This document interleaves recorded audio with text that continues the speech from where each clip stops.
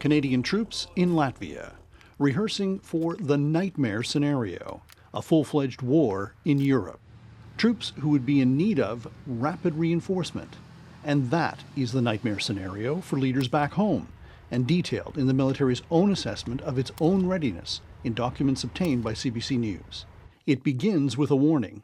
In an increasingly dangerous world where demand for the CAF is increasing, our readiness is decreasing.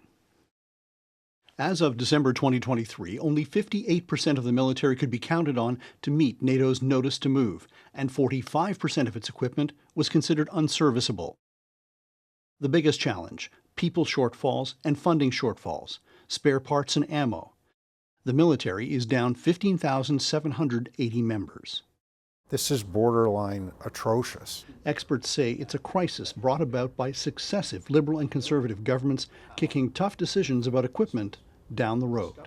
Well, guess what? It's 2024 now, and most of those problems are now here, and they're literally kicking us in the face. The readiness crisis comes at a time when Canada is under pressure from allies and Republican presidential hopeful Donald Trump to spend more on defense.